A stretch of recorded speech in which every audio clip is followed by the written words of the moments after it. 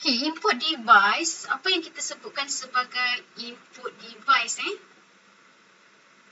Input device adalah peranti elektromekanikal yang kita gunakan untuk kita masukkan data ataupun input lah dalam komputer. Contohnya kita nak bagi arahan lah.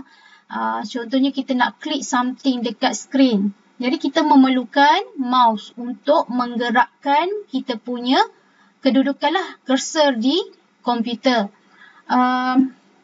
Hardware yang kita gunakan untuk kita masukkan data dan arahan, misalnya kita nak masukkan information lah dalam komputer, itu yang kita panggil sebagai input. Contohnya yang kalau korang tengok dekat gambar ni, kita ada keyboard, scanner, mouse dan joystick lah. Itu adalah beberapa contoh kategori input devices. Okey, kita ada beberapa kategori lah. Ikut kategori yang saya akan explain. Bermula dengan keyboard, ada pointing device, ada stylus, ada touch and multitouch, ada input device dan juga scanner and reader lah. Ini adalah di bawah kategori input devices. Okey, kita mulakan dengan keyboard Okey, keyboard ataupun dalam bahasa Melayunya adalah papan kekunci di mana ianya dicipta oleh Christopher Latham Solus. Ini adalah tokoh yang mencipta keyboard. Dan keyboard ini adalah peranti antarmuka manusia ataupun kita panggil sebagai human interface device yang ditunjukkan sebagai susun atur butang ataupun kekunci. Kalau korang tengok keyboard korang masing-masing, kita ada alfabet A, B, C sampai Z dan kita ada beberapa simbol dan kita ada beberapa function F1 sehingga F12 lah. Dan seterusnya kita boleh print screen dan sebagainya dekat keyboard. Dan ciri-ciri keyboard ini ianya boleh ditaip dan ianya kita panggil sebagai numerik lah, numerik keypad. Dan kita juga boleh buat special purpose key lah. Contohnya kita ada asterisk, kita ada simbol dollars dan sebagainya lah. Dan seterusnya dia ada tombol untuk kita tekan ataupun kita roll. Dan ianya mempunyai gabungan pelbagai lah. Kita nak buat double click ke, single click ke dan sebagainya.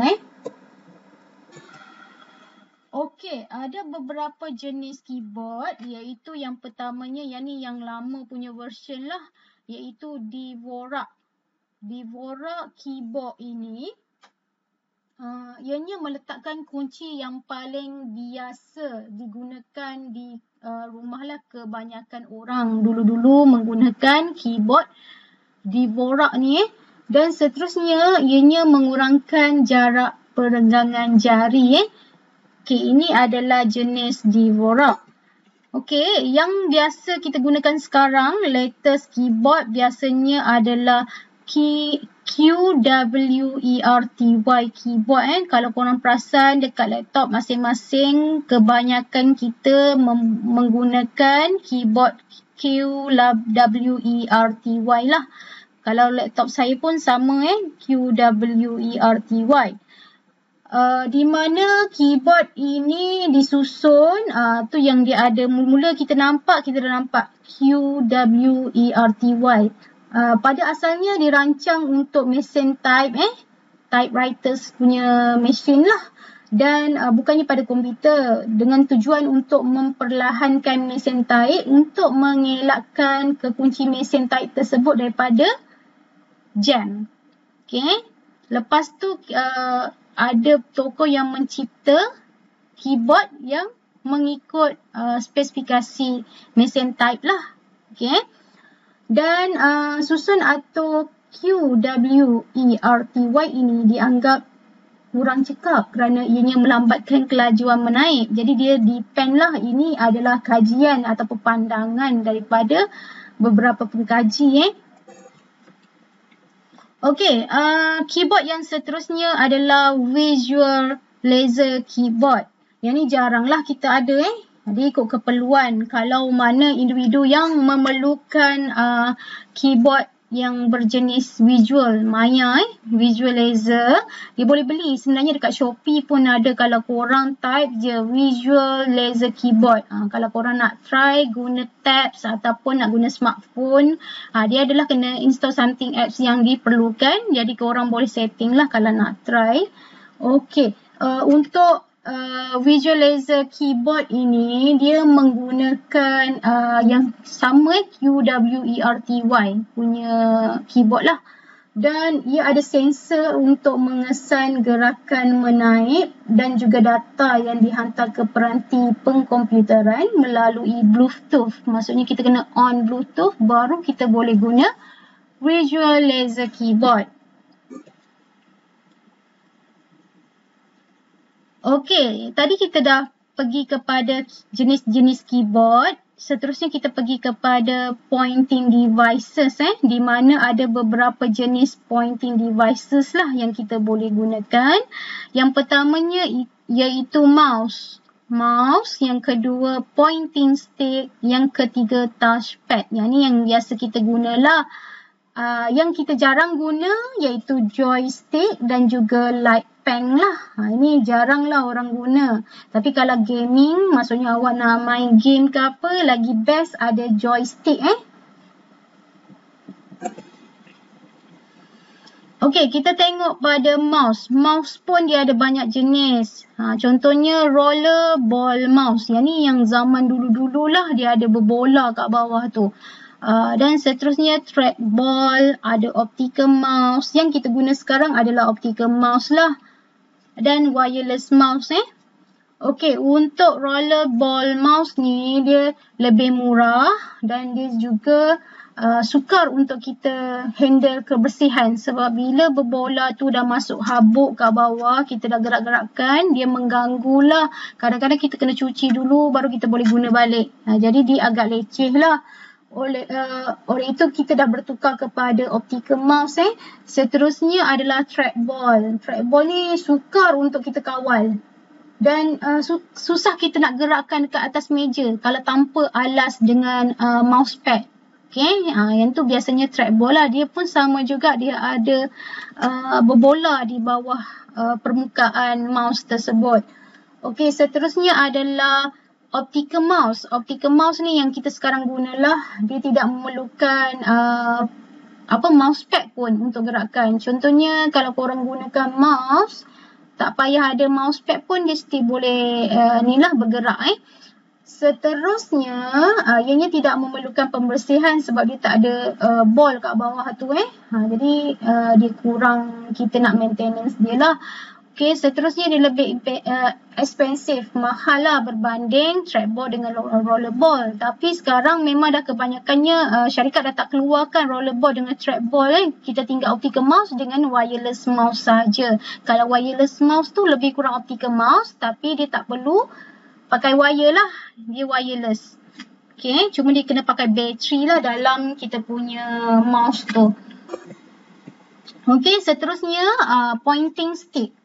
Pointing stick ni pun juga dikategorikan sebagai input device di mana pointing stick ni adalah alat yang peka kepada tekanan yang menyerupai pemadam pensel. Kalau korang pernah guna pointing stick ni, maybe korang boleh rasalah permukaan dia macam bergetah dan kebanyakannya komputer yang keluaran IBM ataupun yang version lama punya komputer lah, majority dia akan ada pointing stick dekat dia punya keyboard.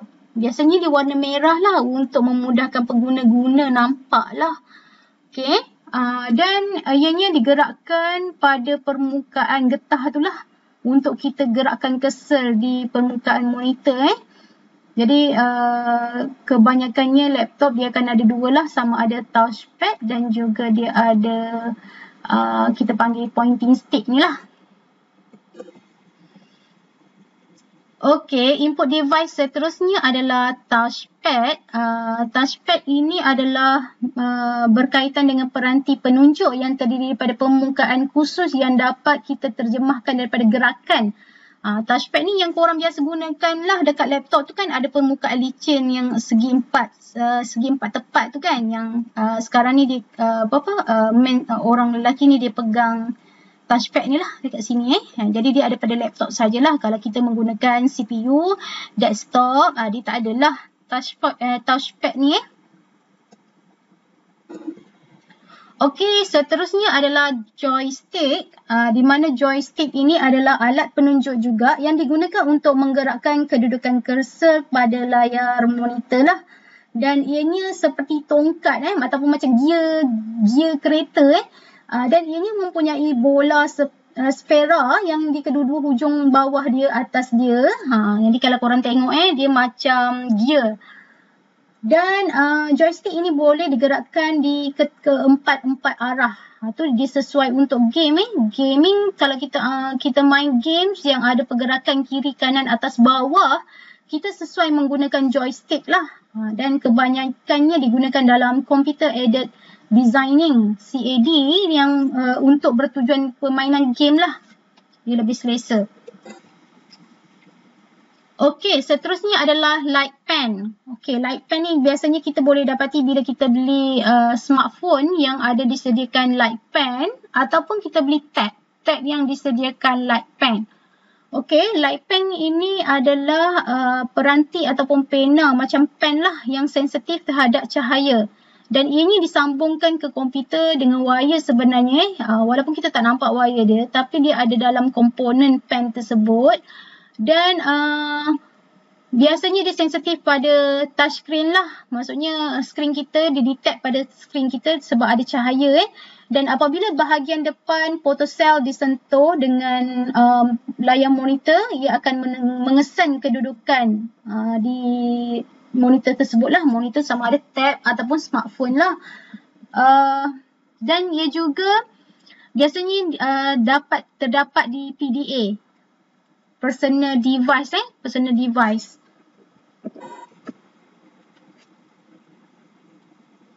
Okay, stylus yang seterusnya di mana ianya lebih kurang light pen, tapi dia lebih kecil lah berbanding light pen.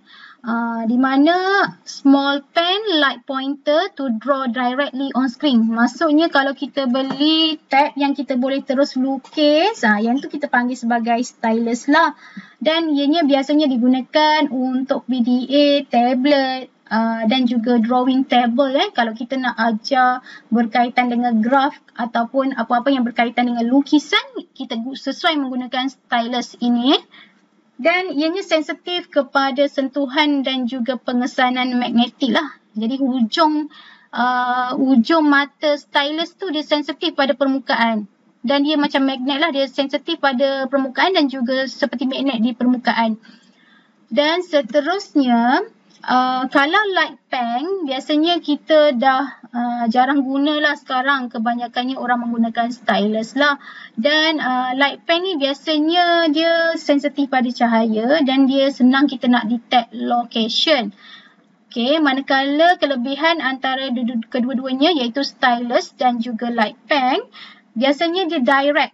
Senang kita nak guna dan jelas lah. Maksudnya bila kita letak atau sentuh kita punya skrin tu, dia senang detect. Dia sensitif pada cahaya dan dia sensitif pada surface. Jadi dia senang lah.